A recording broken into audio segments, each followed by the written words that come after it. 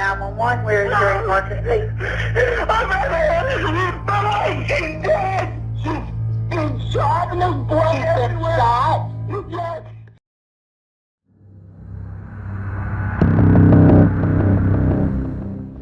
With each new piece of evidence, the case became a media sensation, attracting widespread attention and the rapt attention of those who followed this horrific case closely. This is the heartbreaking story of a devoted single mother who was caught in a web of lies, deceit, and charm. The facade began to crack, revealing inconsistencies and disturbing details. Those who knew the truth watched with suspicion as he crafted his story, waiting for him to slip up. Doubts began to creep into her mind. Was the man she loved capable of something so heinous? Her curiosity got the better of her, driving her to dig deeper into his past. What she discovered was horrifying, a history of abuse and manipulation. Yet she was captivated by him, ignoring the warnings of those around her. It was only when he began to reveal his true nature, violent outbursts, threats, and moments of uncontrollable rage, that she began to fear for her own safety. Her love quickly turned to fear, and she knew she had to run. Durham is a city in the U.S. state of North Carolina with a population of 280,500. A quiet rental home became the scene of a terrible tragedy that shocked even the most experienced police officers and everyone around them. A young mother, Janet, was found dead in a pool of blood. At first glance, it appeared that she had been killed by gunshots, but the brutal reality turned out to be even scarier. Not only had Janet been robbed of her life, but also the life of her unborn child. This shocking event cast suspicion on the entire town, and detectives had no idea that the investigation of this brutal crime would drag on for years, gradually uncovering horrifying secrets. According to the testimonies of relatives and friends of the deceased, just a month before her death, Janet complained about problems with her spouse. According to her husband had serious mental problems. He too easily lost his temper and lost control. She repeatedly stated that she was afraid of him and was going to leave him. The victim's mother claimed that she had witnessed arguments between the couple on numerous occasions, but had never seen Raven use physical violence. When contacted by police officers, Raven admitted that they had had arguments on several occasions, but adamantly denied guilt. The deceased Janet was not just a victim of this horrific crime. She was a young mother, a loving wife, and a woman expecting another child. Her life, full of hopes and plans, was brutally cut short in an instant. But who could have committed such an atrocity? Raven, at first glance, seemed like the perfect husband and father. Young, charming, active in sports. So, what really happened that fateful night? Let's try to understand and place with you in this very complex and confusing case. Janet Abaroa lived with her husband and newborn son in North Carolina at the time of the massacre. She was 25 years old, but in her short life journey, she had managed to go through many difficulties. In recent years, the young woman had focused on building a solid family and being the best mother she could be to her child.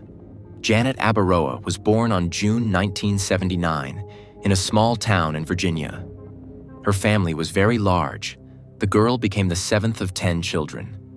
The family belonged to the Mormons, and religion from childhood took a prominent place in the life of each of them. From an early age, Janet was strong, independent, friendly, and possessed a sharp mind. She loved children very much and always dreamed of being a mother. Education was given to her without problems, and she had enough time for sports.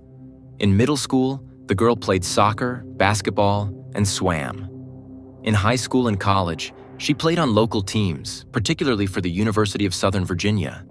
During one of her college matches in 1998, Janet met a young soccer player named Raven Abaroa. He played for the Southern Virginia men's soccer team. The young people instantly connected and fell in love. Despite her sociability and openness, the girl strictly adhered to the canons of her faith and kept her distance. The relationship lasted 2 years before the young man offered his beloved his hand and heart. During this period, the girl was 20 years old, and her chosen one was a year younger. They were married in August 2000 in the Mormon temple located in Washington, D.C. After the conclusion of the union, the newlyweds together began to build a family. The couple's first step was to find a job to gain financial independence. They took a job together as salesmen at a sporting goods store. However, for this, they had to move to the city of Durham, located in North Carolina. The young spouses began to rent a house in the suburbs and immediately began working. It seemed that the young people were happy in marriage. Outwardly, they were an ideal couple, as was told by all friends and neighbors. However, as often happens, much was done for show. Quite quickly, the young couple began to have problems. Janet repeatedly complained to her family and friends that Raven cheated on her with different women. He even once left home for a few days, but later returned. All this was given to Janet with great difficulty, as she dreamed of a large, strong family and children. The word fidelity was not an empty word for her. She was at a real crossroads because she sincerely loved her husband and did not want to break with him. Another difficulty was connected with the fact that sometime after the confession of adultery, Janet found out that she was pregnant. She dreamed of a large family, and it seemed that everything began to come true. But against the background of such behavior of the spouse, it was all weighing on her mind and frightening her. The young woman didn't want to be a single mother, but at the same time, she had no idea what to do about Raven's behavior. All of these circumstances added to the tension in the family. During her pregnancy, Janet became close to her neighbors and found several friends among them. She had company, and her new friends even approached her husband. They tried to convince him to stop cheating on his pregnant wife. Apparently, these words worked, as he promised to be a model husband. Despite the doubts, everything seemed to have normalized, especially after the birth of their son, who was named Caden. The boy came into the world on October 17, 2004, and completely attracted all the attention of his mother. She couldn't think about anything but being the perfect parent for her child.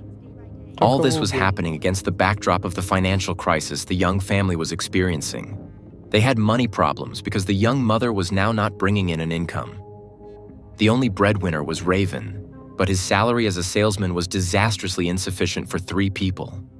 The landlord of their house was understanding and gave them a 3-month grace period on their rent. He was sympathetic to the family because he realized that they were struggling financially and that a child would require even more investment in the beginning.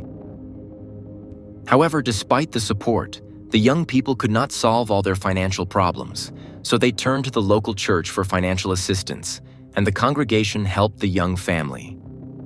In December 2004, the situation became even worse. During this period, the son was only 2 months old, and then his father was arrested. He was arrested for stealing goods from the very sporting goods store where the young man worked with his wife.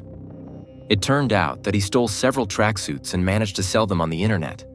The total damage from his actions amounted to more than $10,000. Of course, the thief was fired. Janet could not bear the shame of her husband's behavior and quit her job as well. As luck would have it, Raven managed to avoid jail time.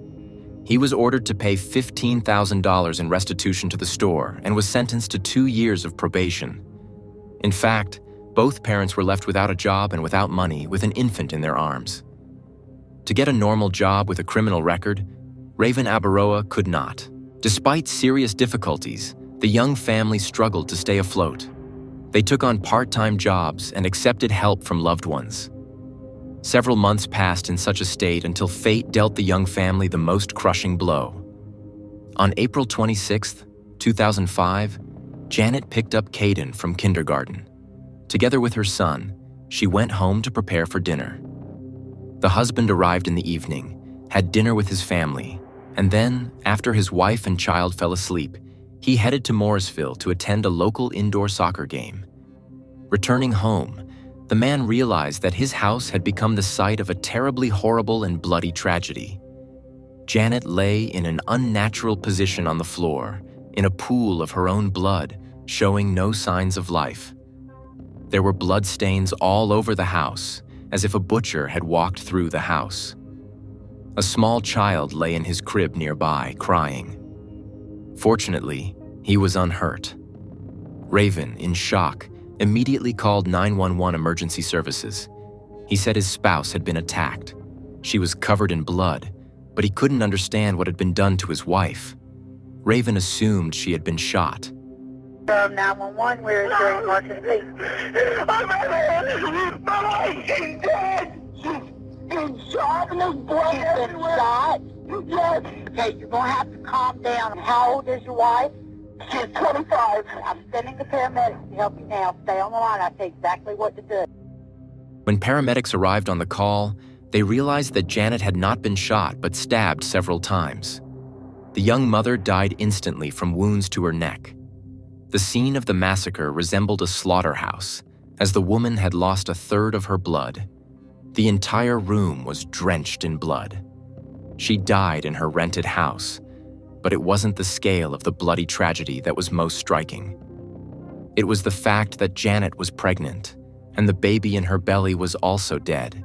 The police were stunned by the brutality of the crime, because the chilling picture was reminiscent of a horror movie.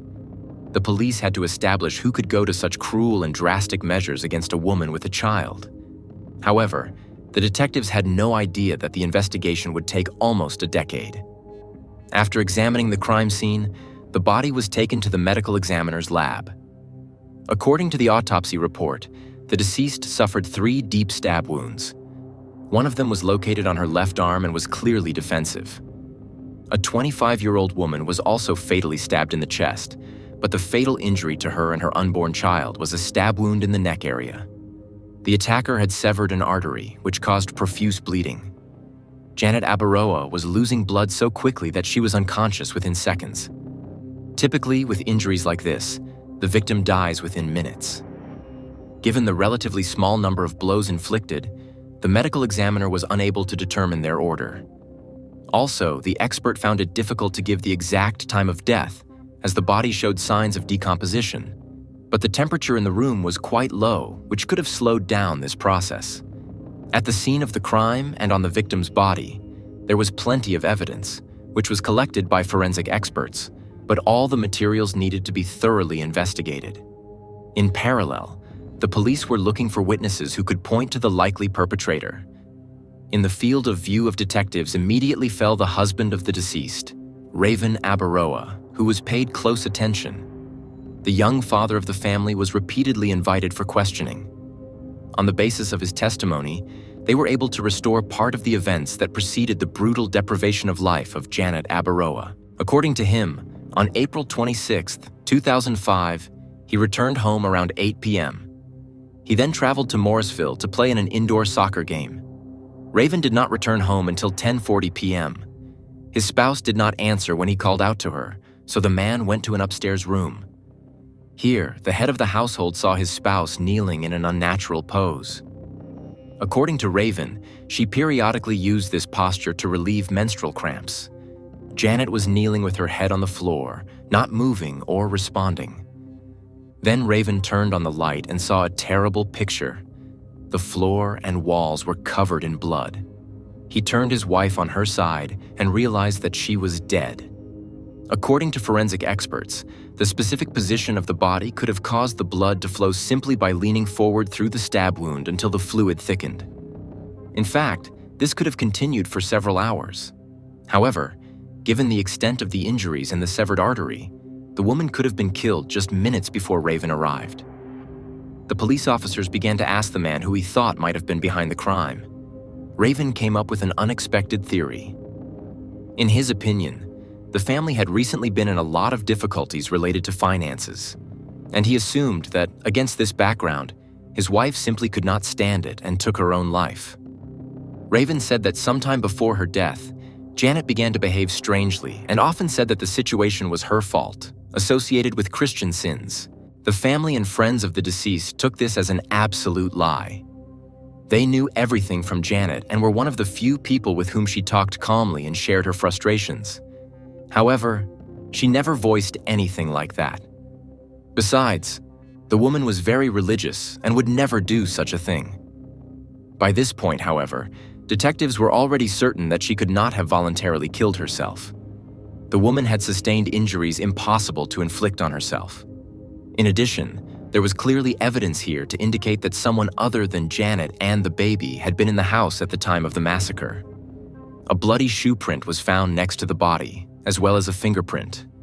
Neither the windows nor the doors were broken, which means that the victim voluntarily let the perpetrator into the house, or he entered it on his own. Either way, it was someone close to the victim who had access to the house. There were no signs of a struggle, except that one of the stab wounds was on the arm, which is typical of an attempt to close in from a blow. The attack was probably sudden, for the husband of the murdered woman claimed that Janet was already asleep before he left. Strangely, the only things missing from the house were Raven's laptop and 2 kitchen knives. One of them was probably used during the brutal and bloody murder. That said, the perpetrator had not touched any of the other valuables in the house and nothing had been tampered with. The young mother's valuables, including the rings, were still there, as were many expensive items that could have been sold on the black market. Since none of this looked like a robbery, therefore, the robbery theory was quickly discarded. At that time, there was still no evidence against the husband of the deceased, so he was simply released. However, detectives did not completely dismiss the husband's involvement and began to look closely at him. After what happened, Raven Abaroa began to behave even more suspiciously. Just a day later, he packed his bags, took his son, and left for Utah. At the same time, it could be quite natural, because to be in the house where the crime occurred, not every widower will be able to stay. Raven, at that moment, needed the support of loved ones, and it is logical that he went to the place where all his family lived. However, his siblings and the victim's friends he met with after the murder later admitted that Raven was not acting like a person who had lost a loved one. It was as if he was indifferent to what had happened to his spouse and not at all interested in who had done it. Raven was clearly not going to seek out the culprit and seek a just punishment. He did not participate in the distribution and drafting of reward notices or any other actions of the police and the loved ones of the deceased. The husband of the deceased simply left with the child and never again had any intention of coming back. Investigators noted that from the very beginning of the investigation, Raven was reluctant to cooperate and then simply ignored any requests. At the same time, the victim's family devoted every spare second to trying to solve this bloody crime. The first lead didn't last long. The police had a motive when they learned that after the second pregnancy, shortly before the crime, Raven had taken out a life insurance policy on Janet's life for the tidy sum of $600,000. The cops thought this was strange because the family had serious financial problems and had not previously taken out these policies. The money was not enough for the most important things, but Raven found money to pay the premiums. Plus, it turned out that the husband had applied to the insurance company for payment right after the attack, before the victim had even been buried. It all looked suspicious. In trying to figure out who Raven was, the police quickly concluded that from the beginning, his story of his relationship with Janet was surrounded by lies. During their acquaintance, he had told her that he was a devoted Mormon and had even taken a missionary trip to Peru. These were all lies, but proved no direct connection to the crime. During this period, Raven was living in Salt Lake City, Utah. The young widower was leading a quiet life, receiving insurance benefits and raising his child. Here, the man met and immediately began dating a new woman named Vanessa Pond. Their romance quickly developed, as the new lover was an educator and worked in a kindergarten in which the young father enrolled his son. They saw each other often and quickly found a common language. Vanessa had also been a single mom for the past 5 years. She was desperate to find her love and was going to devote her life to her child alone. But Raven was different from other men. Because of his friendly nature, he was persistent and able to attract attention, turning Vanessa's head and surrounding her with lies. The man immediately wormed his way into her confidence and confessed to his new girlfriend that his spouse had died in a car accident. At this time, Raven had no idea that Janet's extended family was watching his every move. They thought his behavior looked more than suspicious. The victim's family and friends wanted to find out what he was going to do next and possibly get proof of his involvement in taking Janet's life.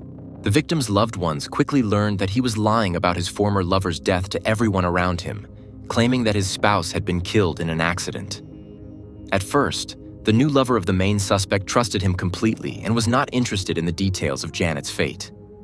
However, gradually, curiosity took over. Vanessa was easily able to find information that the former wife of the widower was the victim of an unsolved crime. She learned that Janet died from 3 stab wounds. However, even here, Raven managed to deceive the naive lover, complaining to her that the police and the public were obsessed with the idea of accusing him of the death of the mother of his child, but assured her that he had nothing to do with it. His wife was killed by a robber. Amazingly, it all worked, and his new lover believed him. Janet's family learned that the dead woman's husband had started a new relationship. They contacted his new girlfriend. They warned her that Raven could be dangerous and advised her to stay away from him. But the woman didn't believe them. She seemed to be completely enchanted by this man and had complete faith in him. After 3 years of their romance, Vanessa and Raven were finally married. What seemed like a true idyll at first eventually began to resemble Raven's first marriage. His new bride also witnessed his mood swings and frequent fits of rage when he lost control of himself. The woman began to fear for her life when he raised his hand to her. Sometimes he even threatened her with violence. Their marriage lasted only 4 months when their love came to a sudden end. Vanessa decided to part ways with Raven Abaroa. Since the pressure from the detectives did not stop, Raven decided to talk to the press. The man expressed hope that the police would finally solve the case and find the perpetrator and then get off his back, but at the same time, he completely denied his involvement in the crime. During this period, a new detective took over the case, who was determined to get a fair punishment for the murderer of the young mother. Janet's family actively helped the detectives and cooperated with the investigation. Amidst all this, Vanessa's anxiety was growing. She repeatedly replayed in her head the thought of whether her husband could have killed his first wife, and she began to have doubts about his honesty. It seemed to Vanessa that he was quite capable of such an atrocity. The woman spoke to the media afterward. Vanessa confirmed that her ex-husband often behaved inadequately. The longer they were in the relationship, the more she became convinced that he was quite violent and aggressive. Although Raven rarely used physical violence against her, he was constantly on edge. According to her, the worst episode in her relationship with him happened on Christmas 2008, during another scandal, which was provoked by the man himself. He locked Vanessa in the bathroom and said that he wanted to hit her, hated her, and didn't care even if she died. This was the turning point after which they broke up. I'd been a single mom for 5 years. I know what it takes to raise a child.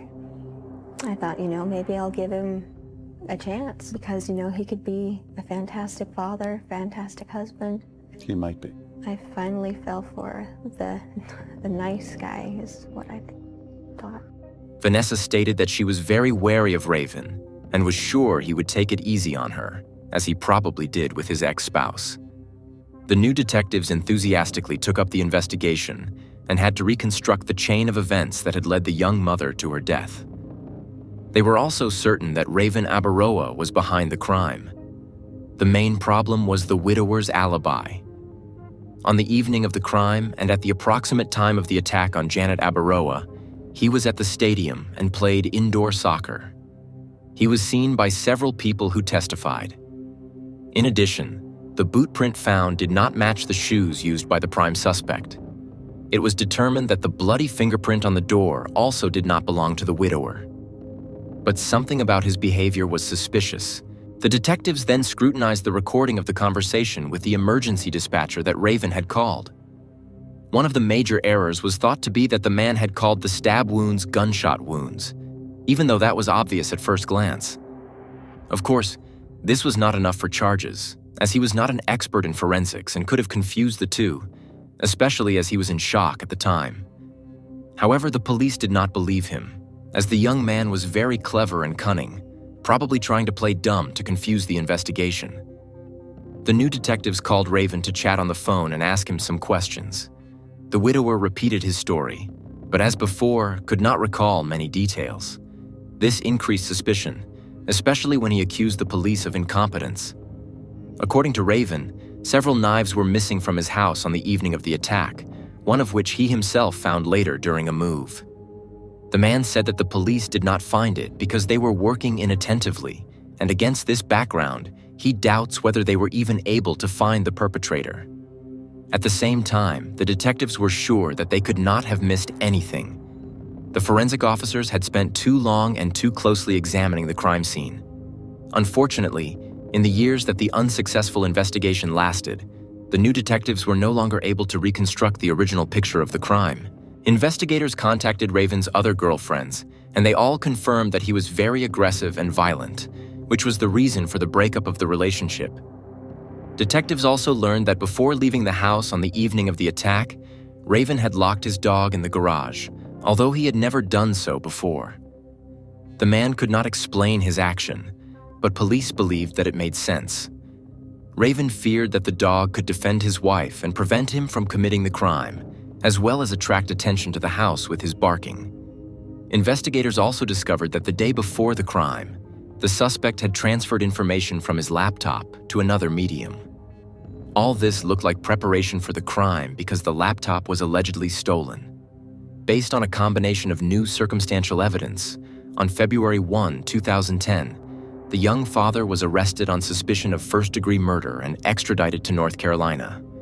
However, the material against the suspect was insufficient, all of it circumstantial, so investigators continued to gather evidence for trial. They scrutinized photos of the crime scene and the victim's body as police officers arrived at the house. The new detective noticed that there was an open, empty lens case lying on the table near the bed. This meant that the lenses could have been on Janet at the time of the crime. However, the parents of the deceased claimed that she never went to bed wearing them. Janet always took them off before going to bed, but Raven told the police that when he left for the football match, his wife was already in bed and sleeping with the baby, which means she had to take off the lenses.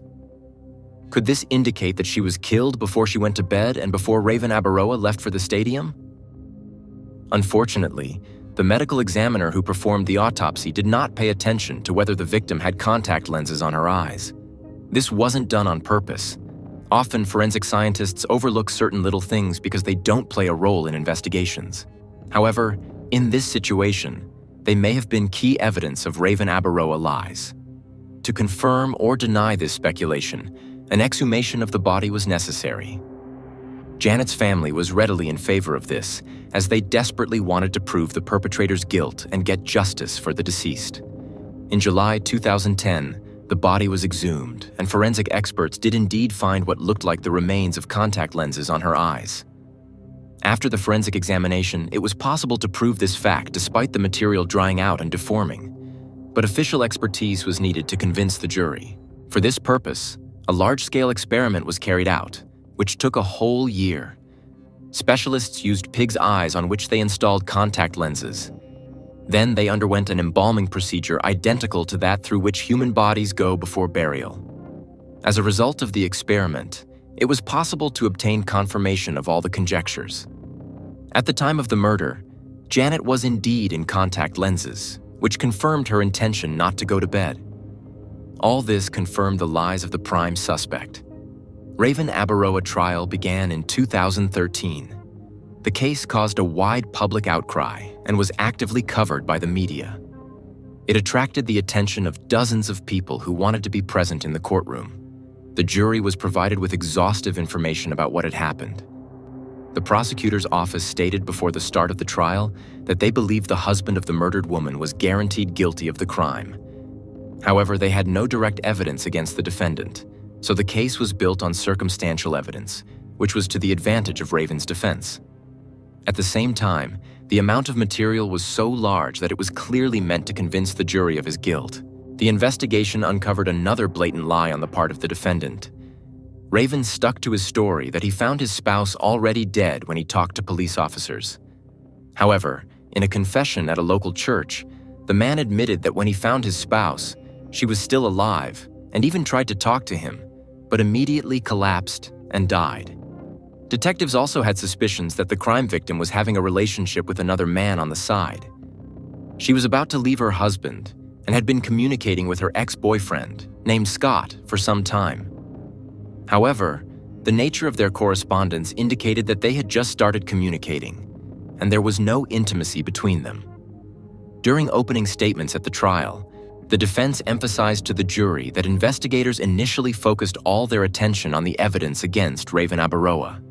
Police did not pursue other possible suspects and ignored several pieces of evidence. First, a fingerprint found on a closet did not belong to either the victim or her husband, Raven Abaroa. Second, a bloodstain found on the front door did not match either person's DNA. A third important piece of evidence that was overlooked was a shoe print left by the suspect when he stepped in the victim's blood. It was located near the body. The prosecution based its tactics on the fact that the victim's husband was manipulative, aggressive, and suffered from mood swings. One of the victim's friends said she suspected he had a mental disorder. One of the girls who was Raven's lover revealed that he was quite meticulous and calculating, using several phone numbers to contact girls on the side. This could indicate that he carefully planned the murder and could indeed successfully mislead the police. The same girl later admitted that Raven once forced her to have sex with her in a car literally on the side of the road. He behaved quite aggressively, so the lover had to comply. She even left a lock of her hair in the car in case something happened to her. All this had to have a good reason. Not every girl goes on a date and deliberately leaves samples of her DNA in a guy's car so that these traces can be used to prove his involvement in something bad.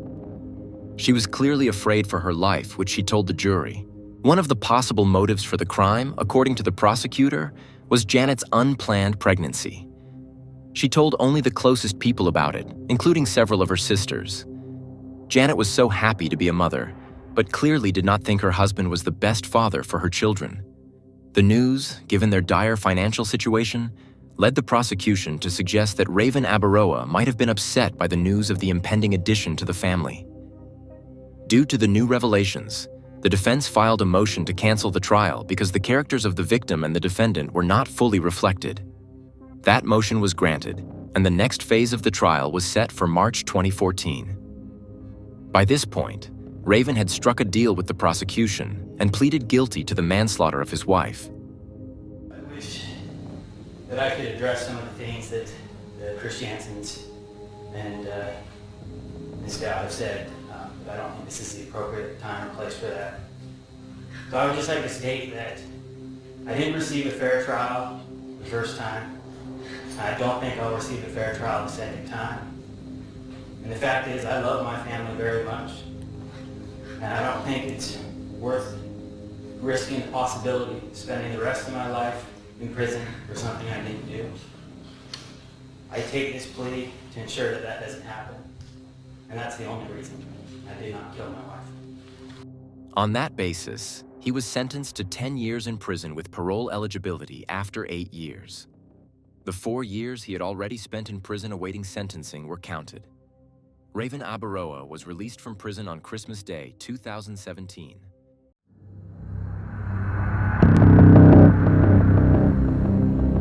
In a quiet town, a chilling story began to unfold that would shake the community and shatter lives. As the investigation progressed, disturbing details began to emerge, revealing a brutal reality behind the seemingly inconspicuous facade. The evidence pointed to a horrifying conclusion, forcing those involved to confront a reality that was both disturbing and deeply tragic. As the police dug deeper, they discovered a horrifying truth that no one in the town could have imagined. What happened was not just a crime story, but a perversion of human nature and the destructive consequences of uncontrolled rage. Little Joshua was 3 years old when his mother, Krista, a 23-year-old single mother, moved the family to Tulsa, Oklahoma in 1992. Krista started working as a real estate rental agent at a residential complex almost immediately after the transfer. The things were going well. She soon got to know Joe, a 22-year-old employee at the building's fitness center. They became romantically involved, and Joe loved Joshua as his own son. After they started to live together as a normal American family, they eventually got married. Krista found herself pregnant after 3 years. A baby girl, Lauren, was born on December 5, 1996. 1 week before Krista's birthday and 1 month before Christmas. Krista always thought her daughter was the greatest present she could have received for Christmas. The family was incredibly unified and close-knit, and Lauren's birth strengthened their bond. Joe's father, Grandpa Dusty, loved his grandchildren dearly and treated them as if they were his own children. However, when Joe's employment was eliminated in 1999, the family found itself in financial jeopardy. The The family survived on odd jobs for a while because he was unable to find work.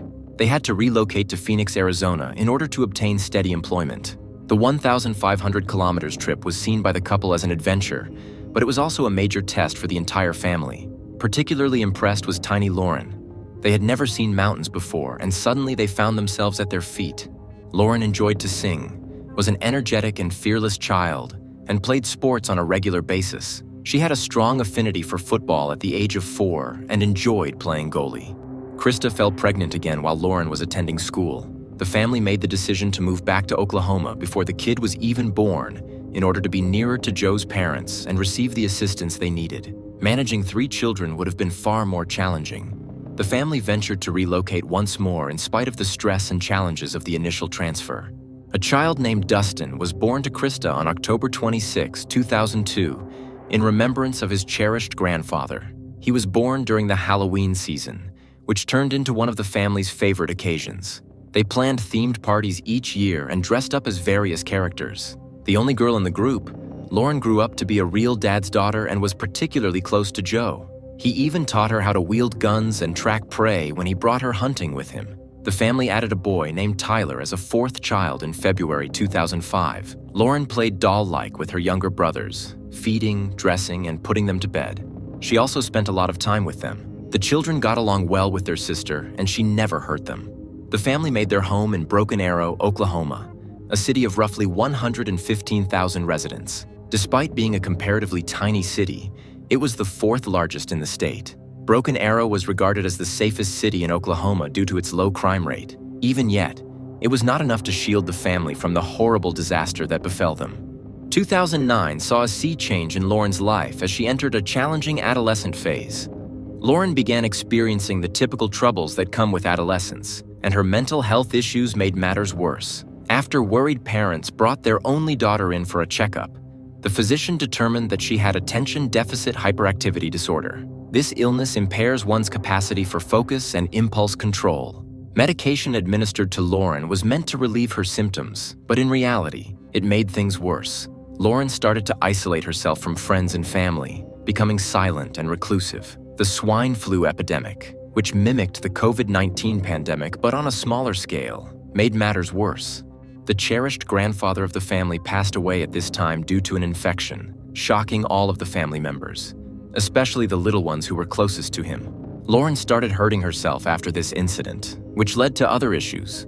Krista has up until now maintained a joyful family video journal, but moving forward, the lighthearted and easygoing films gave way to darker ones. Krista started recording films of her daughter when she started hurting herself, hoping to see if any new injuries were developing. Krista was unable to determine what was going on or why her daughter's health was getting worse. Every time the conversation veered toward subjects that Lauren found uncomfortable and failed to connect, Lauren withdrew within herself. The true cause behind the teenager's withdrawal was revealed to the family at a later date. It transpired that Lauren had joined a new social circle recently. She was once left alone with an unknown peer who coerced her into having sex. The psychological impact of this on Lauren was terrible. Although Lauren was afraid to inform her parents about it, she was able to gain support as the truth came to light. Lauren was given a prescription for medicine and brought to psychotherapy sessions. Lauren's mental health stabilized during the ensuing years. She made new friends and returned to being gregarious and outgoing. Zach was first introduced to Lauren in 2012.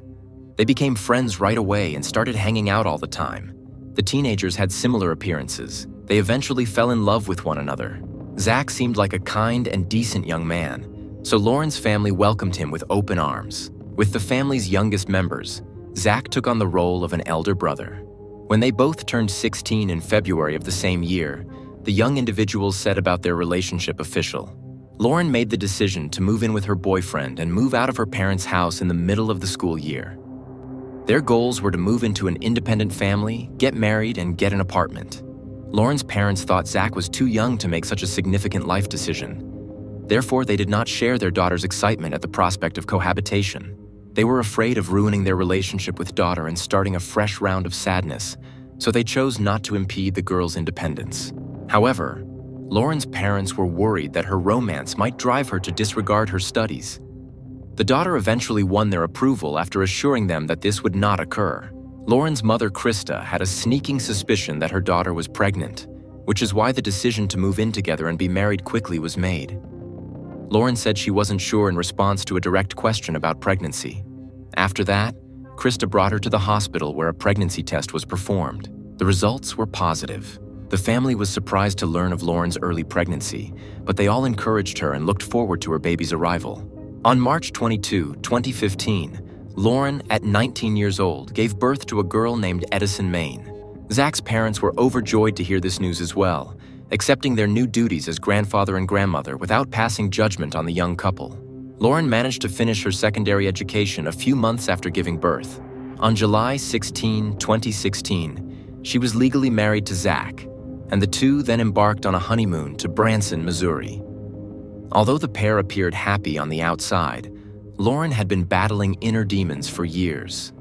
She made references to the severe anguish she was still experiencing from her previous emotional scars in posts on social media. Lauren was resolved to battle for her daughter and her loved ones at the same time. Zach obtained employment to support his family, although at first, parents of both of them gave a lot of assistance. But by October of 2016, things had shifted. Lauren bemoaned the monotony and dullness of daily living, expressed her frustration at being at home alone with the child all the time, and expressed her desire to start working as soon as possible in her posts. The young mother sought self-realization despite her unwavering love for her daughter, which she confided in her family about. The couple made the decision to upgrade their living arrangements at the same time.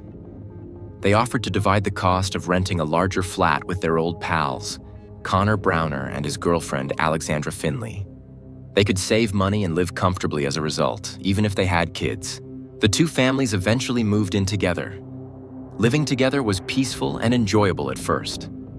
Everyone talked to one another, helped one another out, and spent time together. In an effort to become more independent, Lauren eventually secured a position as a salesperson at a business in 2017. She told her mother that she was still having depression problems at the same time. Lauren wore all black, including her makeup and hair color. Her general psychological state worsened as her marriage to her husband deteriorated. Sometime later, they split up and moved out separately from the couple of friends they lived with. Once more, Zach, Lauren, and their daughter were left on their own and experienced ennui. A few months later, the marriage started to fail. Zach went back to his mother in an attempt to ease the tension, but it was ineffective. Even for the benefit of the child, the couple was unable to rekindle their closeness, and the same year they filed for divorce. It's interesting to note that the ex-partner's relationship improved for a short while, but not permanently after the formal split. Consequently, they soon had the audacity to drastically alter their personal lives. Lauren experienced intense loneliness and a lack of male support when she was left alone with the child. She soon experienced the new love she had always yearned for. Their previous roommate Connor and Lauren began dating. Lauren and Connor grew closer as a result of their shared experience ending relationships, and a romantic spark emerged between them. Zach was devastated by this revelation and still held out hope for the family's reconciliation. All the same, he had to accept his ex-wife's decision. September 2017 marked the end of the divorce process. The parents decided to share weekly care of their 2-year-old daughter, giving them joint custody. Everyone was happy with this choice. Zach became even more hostile toward Connor as a result of his illicit drug use. Lauren eventually started smoking marijuana as well. Zach did not appreciate the raucous parties that were happening more and more in the apartment where lived his daughter. He made an unsuccessful attempt to sway his ex-wife. There were constant points of contention between Lauren and her new partner, and with Zach as well. When the girl's parents found out that their daughter had traded in her ex-husband for a man who led a chaotic lifestyle, they were taken aback. But they thought that eventually the young person would cool down and maybe they might salvage the connection. However, in contrast to what families had hoped for, nothing changed. After a year, Lauren's life was rapidly deteriorating by the fall of 2018. She and Connor discovered themselves surrounded by a public that used illegal substances. The young couple started going to parties more and more frequently. Furthermore, Lauren befriended Shanana, a wild individual who frequently incited risky circumstances. Lauren's parents were quite concerned about these situations. At that point, Lauren created a new social media profile using the identity of one of her alter personalities. The picture, with its dark, gothic aesthetic, conveyed the girl's inner turmoil. She talked extensively about dissociative identity disorder on the page, which is characterized by a person's identity splitting, giving the appearance that multiple personalities dwell in one body. Lauren appears to have recognized 4 of these subpersonalities in herself. Lauren was scheduled to meet her mother on October 26, 2018, in honor of her brother's birthday. But what awaited her was a somber talk rather than some enjoyable family time. Krista tried to talk to her daughter but couldn't get through to her about her lifestyle. After the conversation descended into a furious altercation, Lauren turned around, shut the door, and walked out. Her relatives had not seen her alive from that point. Blake, Lauren's friend, called Krista the following evening. Lauren was nowhere to be found, despite his agreement to drive her to a friend's house so they could get ready for Halloween. The guy was frightened by this and made the decision to call her mother. Blake claimed that he had met with Lauren the previous evening and driven her to the closest petrol station. Mike West, a tattoo artist, was waiting for Lauren that day. Lauren wanted to be dropped off there. They collaborated on the design of a new tattoo that she intended to have applied at his residence that same day. He continued to communicate with Lauren into the evening, according to her acquaintance. She gave him the specifics of the tattoo before abruptly ceasing to answer calls and messages. Blake was somewhat aback by this, since Lauren never let go of her phone. Lauren's mother, Krista, wrote to her current daughter's boyfriend, Connor, and her former son-in-law, Zach, in a panic after learning about this. Zach attested that although Lauren had intended to pick up their daughter, she never did. The relatives were further worried by this news. Krista called the police right away because she was so concerned. After receiving the missing person complaint, the police launched an investigation. Unfortunately, Blake's testimony, who isn't Lauren's close friend, was the only lead in the early phases of the investigation. The girl's friends and family provided the police with all the information they needed to put together a thorough account of the girl's appearance and attire on the day she vanished. They said Lauren was wearing jeans, boots, a black jacket, and a black blouse. The tattoo artist Blake had identified, Mike West, was located by the police rather fast. Mike verified that he had picked Lauren up from the gas station that evening and taken her to his house, where they were supposed to finish the tattoo sketch before moving on to actually tattooing the artwork into Lauren's body. The man added that Lauren's boyfriend, Connor, had unexpectedly joined them later. Lauren requested for permission to go out with Connor for a short while, and she reassured him that everything was well. But she never came back after that. Mike never saw her again, even though he waited for her the entire evening. Speaking with Connor, who appeared to be the last person to see Lauren before she disappeared, was the next course of action for the detectives. According to the guy, Lauren arranged to meet a buddy at the closest Walmart grocery on the day she was having her tattoo, so he took her there in his car. Connor said to have carried on with his company after that. He claimed that Lauren never followed through on her promise to call as soon as she had some spare time. Connor wasn't too concerned and held off on raising the alarm since he reasoned that perhaps a friend or another person had picked her up by then. Regarding the precise sequence of events that day, Connor's testimony contained some inconsistencies that the investigators took note of. They made the decision to closely examine his statements and ascertain Lauren's actual fate in the vicinity of that supermarket. The cops used footage from Walmart's security cameras, where Connor was rumored to have driven the missing girl, to accomplish this. After receiving the video files, law enforcement officials started to closely examine them. Krista, the mother of the missing girl, was also contacted by the detectives in the meantime. The mother said that Connor and her daughter had a poisonous connection, and initially, she was adamantly opposed to them communicating. The couple had been fighting more frequently in recent months, and their tension continued to rise. Additionally, Krista stated that Lauren and Connor had already broken up and were obviously not together on the day he was supposed to drive her to the grocery store when she vanished. Lauren avoided seeing her ex-boyfriend and communicating with him since she didn't want to carry on the relationship. The fact that Connor was the last person to see Lauren before her abduction hence caused great concern for the mother. The woman's animosity toward her daughter's former lover was openly expressed, particularly in light of his drug addiction and propensity for physical assault. Krista claims that Connor's constant pushing of Lauren was a contributing factor in their breakup.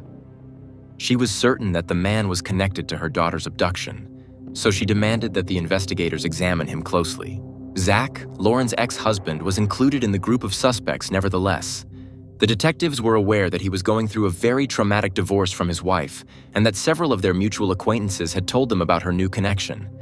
The cops were unable to see Connor's car when reviewing the security footage from the Walmart supermarket parking lot.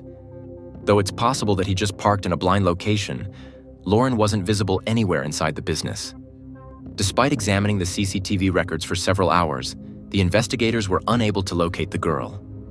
This could only mean that Connor had lied once more. That is, that she had never been there. Lauren had been missing for more than 48 hours, which is a key amount of time beyond which the likelihood of discovering the missing individual alive dramatically decreases. Family members were beginning to lose hope. The authorities asked the public to assist in the search for the young mother after the woman's pictures went viral in the media. Abruptly, the police station hotline was called by an unidentified witness. He claimed to have seen Connor pull up to his house in his automobile the night Lauren vanished. Unidentified witness also said that Connor attempted to conceal the obvious bloodstains on the floor mats and seats in the cabin by covering them, but this did not totally cover them up. Connor allegedly said that he had struck a dog on the road in response to a question about the source of the stains. Everything was drenched in blood, he said, because he had to carry the injured animal in the cabin to the closest veterinary clinic. However, the witness thought there was just too much blood for this kind of explanation. The unidentified source said that he was unaware of Connor's girlfriend's disappearance at the time, which is why he failed to give the incident any urgency and failed to call the police. But after learning the news, he made the decision to alert the investigators to this dubious information. After learning of this, the investigators started to view Connor as the primary suspect in the crime. They made the decision to study his background and biography in more detail. It transpired that the man had already been afoul of the law, primarily as a result of a small-scale domestic dispute. Furthermore, once he resisted the police officers during the arrest. That time, Lauren phoned the police during a heated argument that transpired less than a year prior to their breakup. It's true that Lauren later chose not to file a lawsuit, which ended the dispute. The investigators also discovered that Connor was seeing someone else at the time of his ex-girlfriend's disappearance. It appeared that he was not at all concerned about Lauren's fate. But the detectives still called him in to ask him a few questions. Connor modified his prior testimony this time. In his revised account, he accompanied Lauren to Walmart on that particular day so she could get syringe needles. This was allegedly required for Lauren to receive painkiller injections after the tattoo appointment. Although Connor stated he was initially opposed to this proposal, he was unable to convince Lauren. He supposedly just carried on with his business after that, did not seeing her, and is unsure of what transpired next. The investigators' concerns were only aroused by such disparities in the testimony. Connor was obviously hiding something, as seen by the way he changed his storyline on a regular basis and added new elements. Additionally, neither his automobile nor Lauren were captured on camera near the grocery, and staff members at the business were unable to recall the youngster. The authorities were able to acquire the suspect's mobile phone data in order to follow his whereabouts. As it happened, Connor was very close to Walmart that night, approximately 10 p.m., which was far later than he had originally claimed. The police discovered that although Connor did visit the grocery that evening, he was there with a different girl, Alexandra Finley, his ex, who they had previously rented an apartment with. This information was discovered while reviewing the surveillance camera footage. The couple was filmed shopping for Halloween while wandering through the store with a carefree demeanor. However, the cops were particularly interested in the numerous cleaning supplies they had purchased. This felt like a really suspicious fact. The investigators made the decision to speak with Alexandra regarding such purchases because of their experience. Alexandra verified that Connor had called her that evening, requesting her assistance with washing the automobile. He related a tale about a fight that broke out in the car's cabin between two of his friends. One of them was wounded, supposedly, and the blood was all over the place. Then, posing as a hero, Connor drove the wounded man to the hospital. This is the reason the man called his ex-girlfriend for assistance, since he desperately needed cleaning supplies to clean. Alexandra accepted this bizarre tale, went shopping with Connor, and afterwards assisted him in cleaning the dried bloodstains from the carpets and upholstery. The police were able to examine the primary suspect's vehicle in great detail after obtaining a search warrant. They discovered many blood traces in the car, despite someone's best efforts to wipe them away. Nobody questioned that this blood belonged to the missing Lauren at that precise moment. Based on all the evidence, Lauren had lost a significant amount of blood. Therefore, the stains would never fully come out. After examining the site, experts determined that the person had most likely died from large blood loss following a severe injury. Samples of biological material were carefully gathered by investigators and sent off for analysis. Subsequent laboratory testing verified the worst suspicions. The blood found did in fact belong to Lauren, who went missing. Connor altered his testimony once more after being shown this proof. This time, the suspect stated that he had picked up Lauren from the grocery store, but that she was accompanied by a girl who was purportedly trying to get drugs from a friend. Lauren was shot in the head by the person who had pulled a gun after something went wrong. The murderer allegedly aimed the gun at Connor too, and told him to drive to the closest location where the body could be disposed of. After driving a short distance, the man put the lifeless Lauren into a garbage under the direction of the armed stranger. Connor maintained his innocence and non-involvement at the same time. This account of events sounded as muddled and unbelievable as the last ones. It was particularly frustrating because the trash in that area was picked up on a daily basis. The canisters were already empty when the police got there, but her bracelet and some blood, which very likely belonged to Lauren, were discovered there. Additionally, these samples were sent for analysis. Subsequent analysis verified that the blood discovered corresponded to the missing girl. On November 5, 2018, Connor was approached by the investigators in an attempt to get him to confess. The claim that Lauren was shot by some drug dealer was not taken seriously by the authorities. Eventually, they broke the suspect, and he admitted that he had argued with Lauren in the car that fatal night. Lauren steadfastly refused to leave the cabin. To intimidate her, her irritated ex-boyfriend took out a revolver. But as far as he was concerned, the magazine just dropped out by accident. Connor dropped to pick it up and accidentally squeezed the gun. Lauren was struck squarely in the face by the gunshot that went off. The authorities, however, did not think it was an accident. Their skepticism regarding Connor's veracity as a witness only grew. Nevertheless, because of the law enforcement officials' unwavering efforts, they were able to get a confession from the suspect regarding his actions. After being apprehended, the killer, 22, was booked into the Tulsa County Jail. The search for Lauren's body was the next duty. The detainee testified that he disposed of it in a paper waste bin, even giving a precise location. The GPS tracker data from his automobile provided confirmation of this. The contents of that container were transported to the closest landfill by a garbage truck the very next day. The police now had to locate the landfill to where it was transferred and locate the body as quickly as possible before it vanished into the vast rubbish dumps.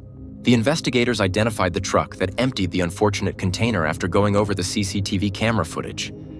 A team of 30 police officers was dispatched to investigate 72 sorting facilities that catered to 19 garbage recycling businesses throughout 16 states.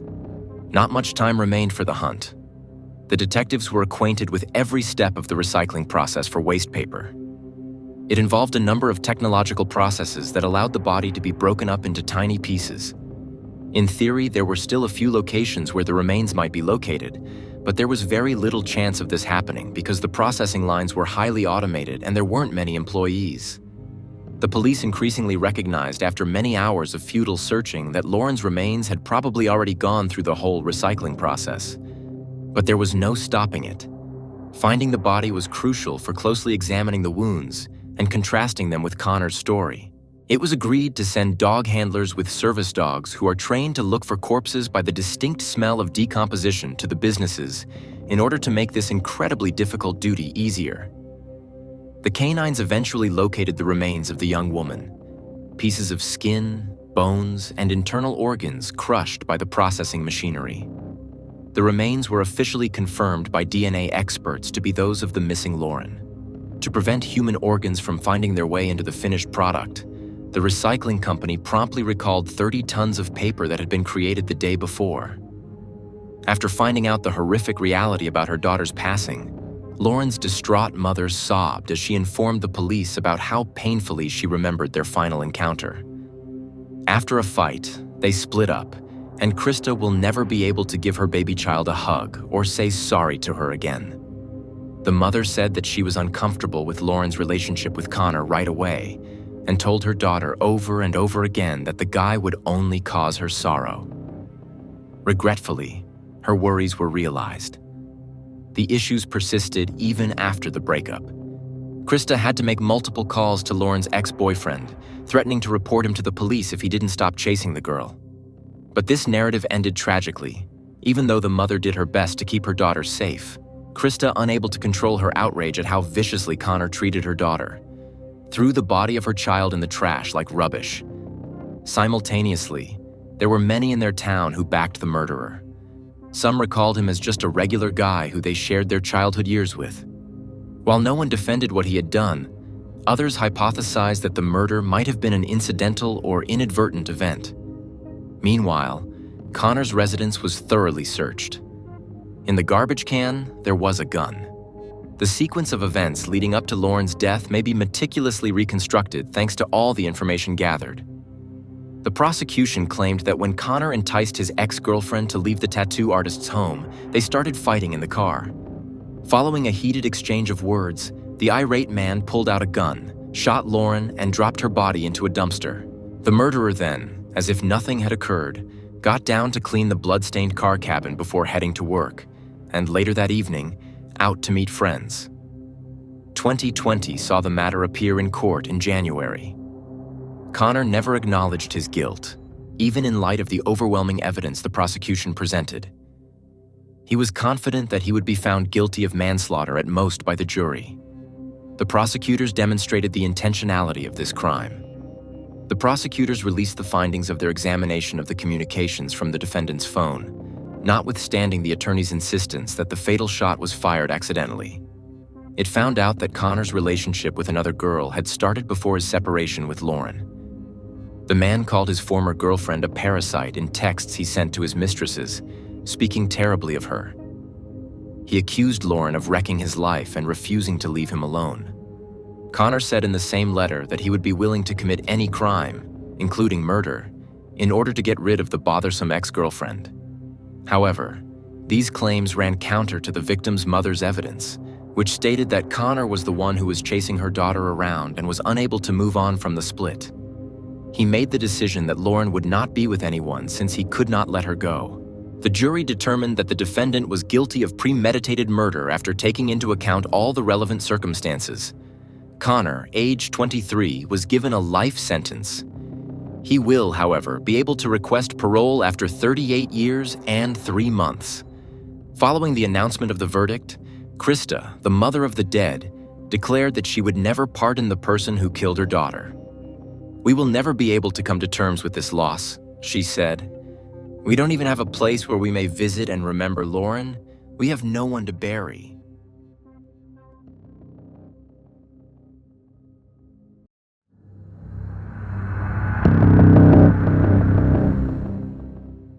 She was once full of life, a beloved teacher, a friend, and a wife who seemed to have it all. But beneath the surface, her world was crumbling, slowly being strangled by the man she thought she knew and once loved. What had begun as a passionate love story soon turned into a nightmare of manipulation and abuse. He kept her on a tight leash, monitoring her every move, every call, and every conversation.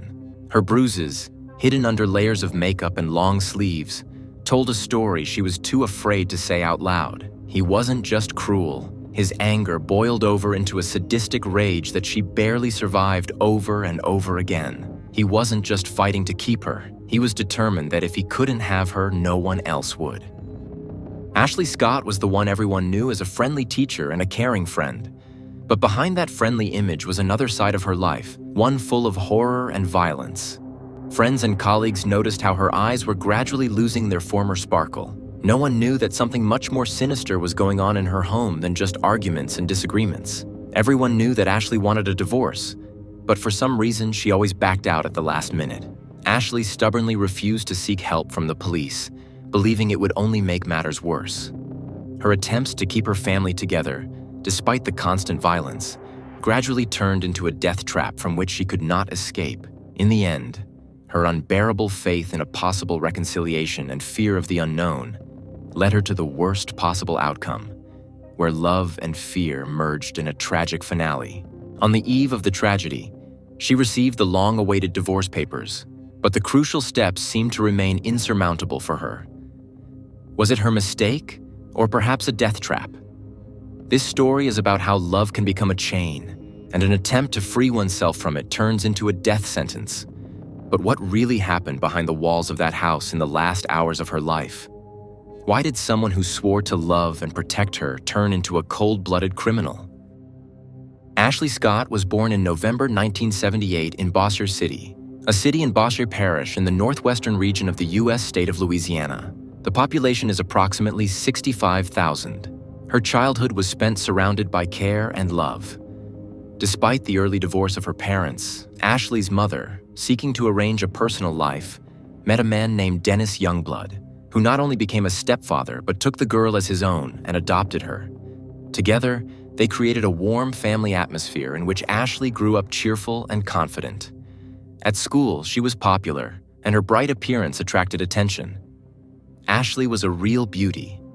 After graduating from high school in 1996, her life took a sharp turn. Ashley met a guy who, as it seemed to her at the time, became her true love. His name was Jeffrey Scott. He was attending Wasabi Baptist University in Arkansas at the time, and Ashley soon enrolled there as well. Even then, it seemed that their relationship was doomed to success. In 2000, after receiving her teaching degree, Ashley decided to dedicate her life to teaching children. Her dream of becoming a teacher was beginning to come true. But behind the facade of the ideal was something more sinister. The couple was inseparable, and Ashley literally glowed as she talked about how kind, caring, and understanding Jeffrey was. This image of the perfect guy was so convincing that Ashley agreed to marry him without hesitation. However, even at the wedding, it became noticeable that not everything was so smooth. Family and friends who traveled to Cord, a suburb of Memphis, to attend the festivities were wary. Jeffrey seemed friendly and courteous at first glance, but his mask of politeness hid his arrogance and contempt for Ashley's entourage. A few arguments broke out at the gala, and some of the guests began to question her choice. But Ashley, blinded by feelings, stubbornly defended her chosen one. Over time, this relationship poisoned her life. Gradually, Ashley became more and more distant from her family and loved ones. Jeffrey began to control her every move, and without realizing it, she found herself in the grip of a toxic attachment. Few friends remained close, but even they tried to keep their distance. In 2003, Ashley began teaching at a middle school in suburban Memphis, where she quickly gained the respect of her colleagues and the love of her students. Everything seemed to be going great for her at work, but a very different reality awaited her at home. These years became a struggle for Ashley between her personal and public image. At school, she remained smiling and friendly, but at home, she was losing herself, living under constant pressure. With each passing year, her bond with her family weakened, and her relationship with Jeffrey fell deeper and deeper into darkness and fear. Ashley rarely shared details of her personal life, claiming that her marriage and the move were purely her choice. She reassured those around her that everything that happened was the result of her own decisions. But these words hid a bitter truth. Her reasoning had long been influenced by a manipulator, her husband, Jeff. Even in the early stages of their relationship, he began implementing a typical abuser's plan, cutting Ashley off from friends and family. Isolation is the first step to total control. Jeff purposely destroyed her ties with loved ones, leaving her without support. Gradually, he switched to her self-esteem, undermining her confidence on a daily basis. Constant nagging, humiliation, and accusations became a regular part of her life. Ashley fell deeper and deeper into despair, feeling helpless and unwanted. Her only link to her old life was her best friend, Lori, whom she'd been friends with since 5th grade. Lori knew something was wrong and tried her best to support Ashley, but even she couldn't imagine the horror that would soon unfold at her friend's house. The most paradoxical thing about this story is that even in the midst of constant violence and fear, Ashley still seemed to have hope for a happy marriage. Shortly before the fateful day, Jeffrey bought a new house, which they were going to furnish together. Neighbors and acquaintances saw the couple choosing a place to live and discussing plans for the future. It seemed that between them, there really remained some illusion of happiness. Moreover, Ashley started taking medication to plan a pregnancy, which looked like a desperate attempt to find a drop of happiness in this nightmare. In the aftermath, this contradictory information stunned the investigators. How could such a display of marital harmony coexist with frightening stories of beatings and threats? Some speculated that Ashley was deliberately creating a semblance of normalcy in order not to arouse the suspicions of her increasingly dangerous husband.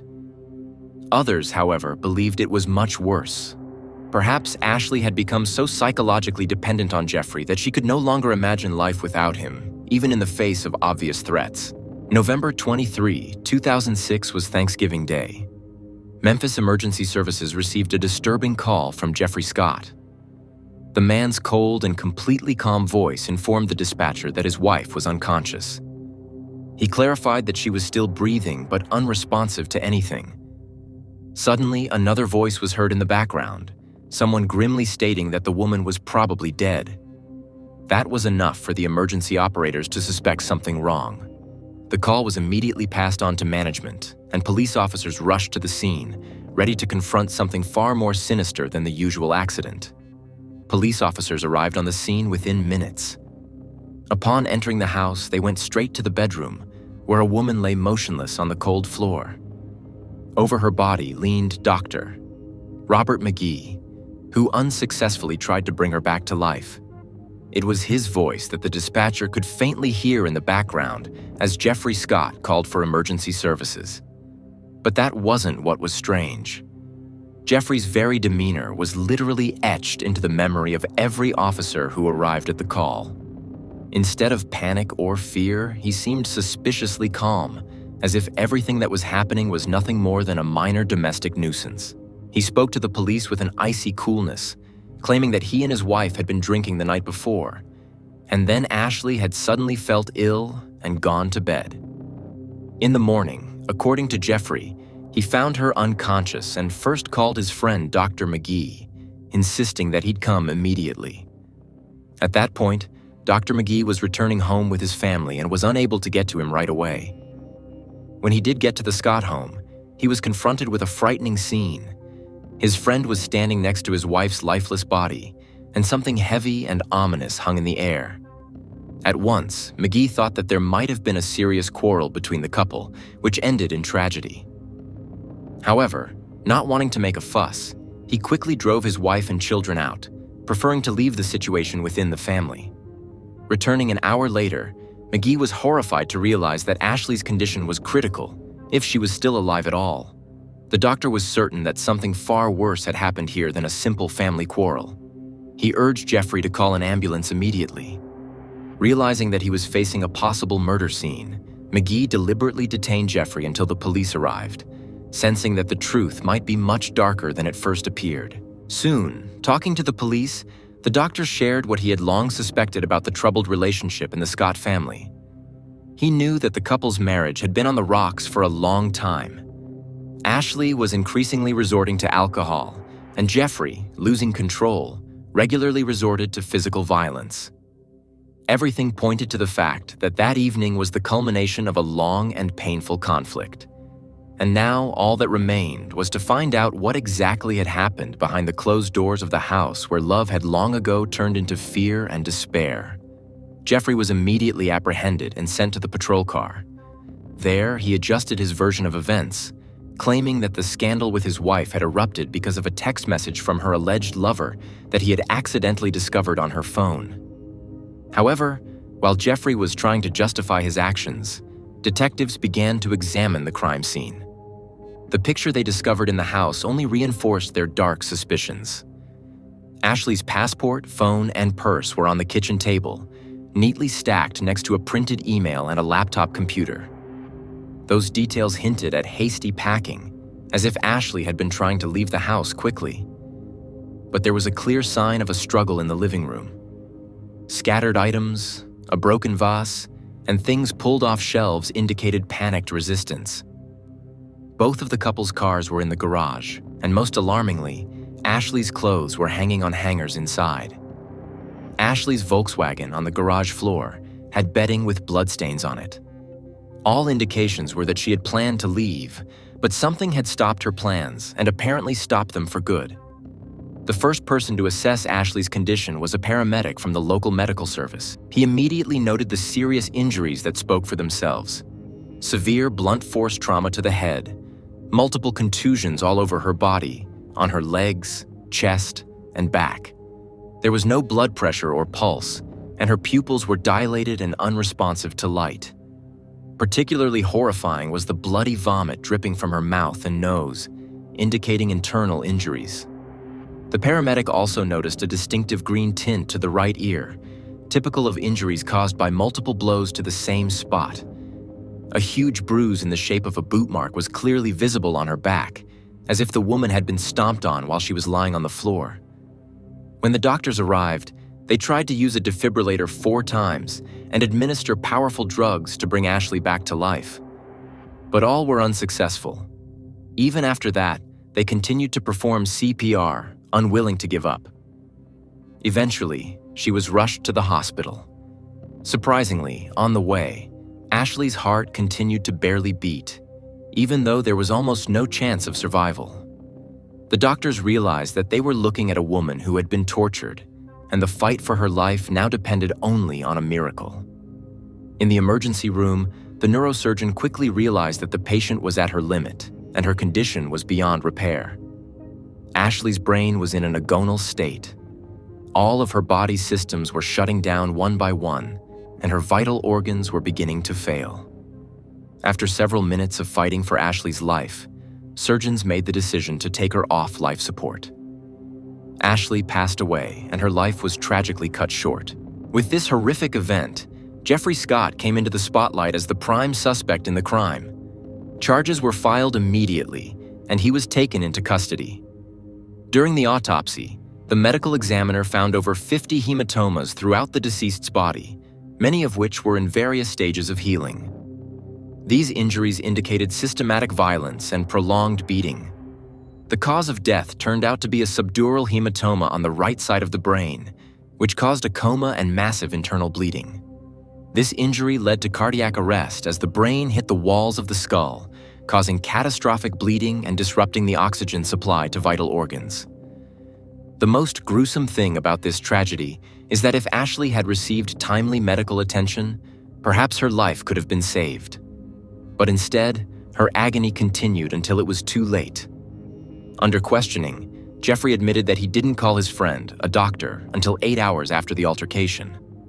All this time, Ashley was in critical condition, not receiving the medical attention she needed, and desperately fighting for her life. According to Jeffrey, the conflict stemmed from suspicious messages from an alleged lover that he allegedly found on his wife's phone. In a fit of passion, he hit her in the head once and then sent her into the garage, throwing her a blanket and pillow, leaving her in the dirt amid torn bedding and bloodstains. Ashley, bloodied and severely traumatized, was forced to lie on the cold floor in pain and cold, while her husband rested peacefully in the bedroom. The trial of Jeffrey Scott began on January 13, 2009. In the dock was a man whose life and reputation were in danger of being destroyed. It centered on Lori, the victim's best friend, who shared her memories of troubling signs long before the tragedy. Beginning in November 2005, Jeff began calling Lori frequently, complaining about Ashley. He said that his wife had begun abusing alcohol, frequently fell, and suffered bruises whose origin she could not explain. According to him, Ashley blamed him for the abuse, but Jeff claimed that the true cause of her injuries was her own actions in bad company, especially a friend named Blair Brown. Lori thought the calls were strange and suspicious, believing that Jeff was thus trying to create an alibi for himself in case of domestic violence charges. Lori knew full well that Ashley had been the victim of systematic abuse that had gone on for years. At trial, Jeffrey presented a different version of events, claiming that his wife allegedly had several lovers. According to him, Ashley manipulated them by pretending to be a victim and professing her love, although she herself had no true emotions for them. Jeff even stated that he no longer wanted Ashley to be the mother of his child because of her lifestyle and general condition, which disgusted him. Shortly before the tragedy, the Scott couple were at dinner with the doctor who later tried to save Ashley. On the advice of this doctor, Jeff stopped restricting Ashley's communication with Lori. From that point on, Ashley resumed communicating with her friend, but her stories became dark and disturbing. She reported that Jeff was becoming increasingly aggressive and violent, humiliating and beating her almost daily. These words seemed plausible, especially given the state of her body. While Ashley had indeed begun to abuse alcohol, which partially confirmed what her husband had said, such massive bruises could not have been sustained simply from accidental falls. The injuries she had suffered spoke of systematic abuse, and what was happening to her was far from accidental or minor falls. In September 2006, Lori saw her friend Ashley for the last time when she visited for the weekend. During their trip to the store, Ashley wistfully told her how much control her husband Jeff had over her money and spending. She only bought the essentials, even though she clearly wanted many other things. Jeff called her almost nonstop, wondering what she was wearing and where she was. His insistence and attempts to cause Ashley conflict seemed like a veiled form of control and manipulation. Lori noticed that her friend avoided discussing their marriage, admitting that she was afraid to leave her husband because his reactions could be unpredictable and dangerous. She admitted to at least 3 people close to her that Jeffrey had repeatedly clutched her throat, leaving her exhausted and on the verge of death.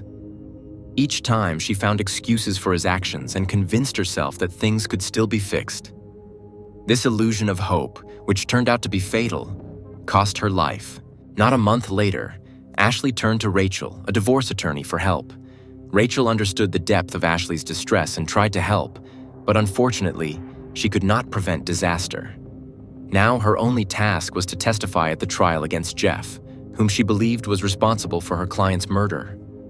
Ashley had gotten Rachel's phone number a year earlier, in August 2005, when she was arrested for drunk driving. At that time, Rachel had helped her avoid serious consequences, and then Ashley learned that the lawyer specialized in divorce proceedings. In her conversations with Rachel, Ashley shared frightening details about how Jeff physically abused her. She recounted how on the night she was arrested for drunkenness, Jeff had beaten her in a bar and kicked her home while taking her shoes from her. This incident frightened her to the point where she drove drunk so that she would not have to walk home at night barefoot. One of the most shocking episodes occurred when Jeffrey threw her dog out of the car in a fit of anger. For Ashley, it was a turning point. She could barely hold back tears and literally became hysterical. The animal miraculously survived but was severely injured and took weeks to recover. Despite the horror of the situation, Ashley again did not dare to go to the police. Her mind was clouded with guilt. Jeffrey had convinced her that the attack on the poor animal was supposedly her own fault. He skillfully manipulated her feelings, reducing the guilt to her misbehavior. It was a trap of psychological abuse from which Ashley could not find a way out. Ashley could not fully disclose the details of her fear and pain for fear of her husband's retaliation. She didn't have the funds to pay for an attorney, but Rachel, seeing the true victim of abuse in front of her, agreed to help virtually free of charge, charging only a token fee of $1. Rachel offered Ashley several possible ways out of her horrible situation, but Ashley admitted that she had already made attempts to escape, only to have her husband Jeff threaten to kill her if she tried it again. She revealed that Jeff had been aggressive since their time in college, but over the past year, his violence and bullying had reached a breaking point. Every day became a real challenge, where any action she took could be the spark that ignited his rage. The fear of her husband was so great that Ashley tried to drown it in alcohol to get through the unrelenting terror. For a year, Rachel and Ashley kept in contact, meeting in person or communicating via payphones to avoid suspicion from Jeff. Ashley was under constant scrutiny. Her husband checked her cell phone, demanding accountability for every text and call, and these checks often ended in arguments and new injuries. Friends and acquaintances constantly noticed the bruises on her body. Ashley recounted that Jeff beat her with his feet, preferring to knock her down and then kick her. The medical examiner confirmed these horrific accounts by finding shoe marks on her body. Meanwhile, Jeff was not shy about bringing home mistresses and bluntly told Ashley that she disgusted him and that he did not want to be intimate with her. These humiliations and constant abuse plunged Ashley into a deep depression. She left her job and tried to cope with the pain with the help of alcohol, but only sank deeper into alcohol addiction. Over the past 6 months, her life had become a series of agonizing days, each of which she couldn't spend without a drink. Her hopes for salvation were melting away as her final strength melted away. Ashley's former co-workers, school principal, and teachers spoke at the trial. They all reported that they had become increasingly concerned about her condition in recent months. They noticed that Ashley constantly used a lot of makeup in an apparent attempt to cover up the beatings and wore long-sleeved clothing even in the hottest weather to cover up the bruise marks. These signs alerted colleagues, who urged Ashley to break off her relationship with Jeff and go to the police. They were convinced that her marriage had become a real danger, but despite the warnings, Ashley sought to avoid conflict and minimize problems. Even her students noticed that with each passing month before her death, she became more withdrawn and didn't socialize like she used to. The problems were obvious, but when asked, she would often give false explanations, hiding the real reasons for her depressed state. The most shocking details of the abuse came from Rachel, the divorce lawyer. After one particularly horrific incident, Rachel realized that her client was in mortal danger. Jeff wasn't just cruel, he was monstrously brutal. The shoe marks on Ashley's body were no accident. He often rolled her on the floor and then beat her with his feet. On one occasion, he even strangled her by stepping on her throat. Ashley, exhausted, begged him to stop, but Jeff, in a fit of rage, screamed that he wanted her dead. The day before her death, Ashley called Rachel to inform her that she had received the divorce papers. Rachel was in a different city at the time and couldn't take care of the case right away, but she insisted that Ashley leave her husband immediately. She recommended that she not communicate with Jeff, pack her things, and leave while he was away so as not to risk her life. This last hope of salvation, unfortunately, proved to be too late. Despite her growing sense of hopelessness and fear of the future, Ashley was determined to talk to her husband peacefully, to explain her decision and set the record straight. She gathered her things, carefully packing her clothes, passport, and important documents that were necessary for her departure. Everything was ready. She put her things in the car. However, despite Rachel's advice, who urged her to leave immediately and have no contact with Jeff, Ashley decided to take a chance and try to explain everything to her husband. That move proved to be fatal. Intriguing details surfaced about Blair Brown, Ashley's friend, whom Jeff hated intensely and considered the source of all his troubles. In fact, Blair knew Jeff far more deeply than was realized. She was his former lover and knew more about his darker side than anyone else. When Ashley had met Blair about 6 months before the tragedy, she had immediately felt supportive and sympathetic. Blair actively supported her during difficult times, and they often spent time together to take her mind off her problems. Blair became a sort of refuge for Ashley, a place she could escape to after particularly terrible conflicts with her husband. One day, Jeff, desperate to find his wife, tracked her down at Blair's house. Suddenly breaking into his ex-lover's house, he created a real nightmare. He hit Ashley several times, then threw her out into the street, leaving her in a terrible state. Despite these blatant acts of violence, Ashley continued to refuse to go to the police, not wanting to complicate an already difficult situation. Thanks to Blair, who became a key witness, a new significant figure in Ashley's life became known in court. A few months before the tragedy, Ashley had been in a relationship with a man named Michael Lowe. The relationship was more than just a fling. Michael became for her a symbol of a new life and a hope for a future free of violence and fear. They planned a future together after the divorce, and Ashley was already planning to move in with Michael. But alas, her dreams never came true. At the trial, Michael Lowe confirmed that their romance developed rapidly and seriously. According to him, On the day when the crime occurred, they talked on the phone several times. Ashley was in high spirits, preparing to finally end her relationship with Jeff and start a new life with him. Michael recounted that Ashley seemed determined and hopeful, as her plans centered on a radical life change. To corroborate Michael's words, text messages that Ashley and Michael exchanged via social media were decrypted.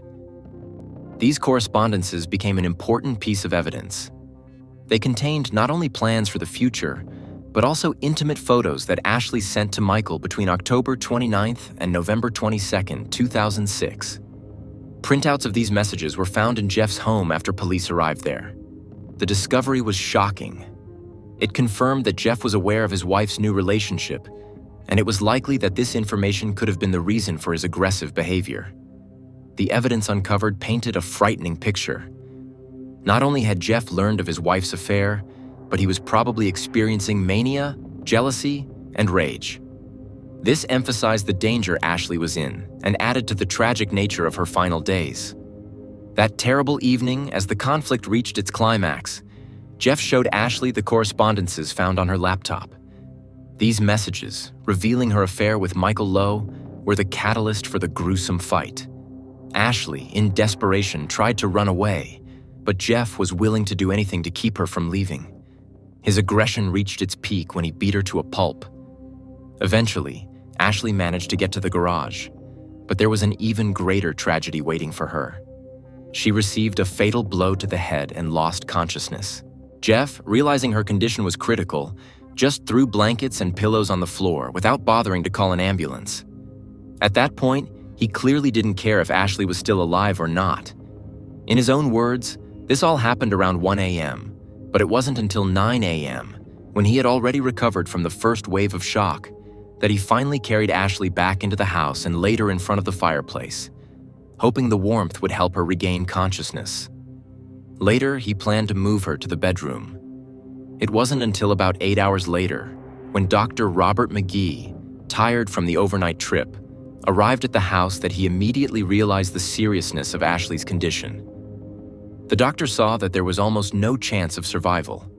But even after that, Jeff continued to remain silent. Emergency services were not called until 12 hours after her injuries, when she was already on the verge of life and death. These hours without medical attention showed that Jeff realized how severely injured his wife was. But instead of seeking help, he left her to fend for herself. Prosecutors argued that he deliberately delayed, hoping Ashley would die and he wouldn't have to be held responsible. During the trial, the dispatcher who took the call said that the conversation with Jeff was incredibly cold and indifferent, as if he was just ordering at a fast food place. Even after Ashley was taken to the hospital and Jeff himself was in police custody, he was more interested in who won the last soccer game than his wife's condition. This complete callousness and detachment only emphasized how insignificant to him was the life of the woman he was about to build a future with. Jeffrey Scott's attorney tried to convince the court that Ashley was suffering from alcoholic ketoacidosis, a condition that can cause seizures and falls. In his opinion, these seizures could have been the cause of the injuries Jeffrey described when he was socializing with Ashley's girlfriend. Despite the apparent absurdity of this argument, there was an independent expert who confirmed this theory, adding more confusion to the case. To disprove this theory, another expert had to be brought in, the county's assistant medical examiner. He reported shocking details, more than 50 hematomas on the victim's body, which clearly could not be the result of accidental falls. The shoe marks on Ashley's body were especially terrible. These marks indicated that her body had been jumped on. Her beatings were systematic and brutal. Forensic examination established that the cause of death was a head injury, which could only have occurred after multiple severe blows to the same point on the head. This clearly disproved the idea of accidental falls. Jeffrey's attorney also insisted that the defendant was not an aggressor but a victim, a man struggling to save his marriage to a woman who sent intimate photos to another man and abused alcohol. The defense attorney portrayed Jeffrey as a desperate husband who, upon learning of the affair, lost his temper and made a fatal mistake. Despite these arguments, prosecutors will emphasize that Ashley's last hours were hell. She tried to leave her husband, but not to hide, hoping for at least some kind of peaceful conversation. This decision turned out to be fatal. Ashley desperately tried to hide the reality of her marriage, each time embellishing the situation to loved ones and trying to find excuses for her husband's behavior. She convinced herself and others that provocation or random circumstances were to blame for everything. But she stubbornly refused to admit the obvious. A cruel and dangerous monster lived next to her. When the jury retired to deliberate on the verdict, no one expected this turn of events. When they returned, they found Jeffrey Scott guilty of only second-degree murder. This verdict was so shocking that even the judge expressed his displeasure. He emphasized that Jeffrey Scott could have called for help and saved Ashley's life from the beginning, but instead continued to watch her condition deteriorate with indifference, indicating his intent to let her die. The judge considered this a premeditated murder, not an accidental occurrence.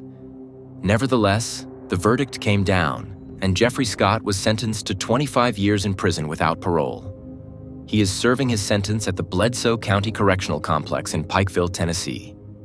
Jeffrey will remain in prison until April 2030, when his sentence expires, remaining a symbol of justice that was not completely fair. After the tragedy of Ashley Scott murder, the National Domestic Violence Hotline conducted a frightening study. It turned out that women who survive strangulation by a partner are 10 times more likely to be victims of reprisal in the next conflict. This statistic seemed to foreshadow the fate of Ashley, who, despite all the horrors, continued to believe in the possibility of saving her marriage.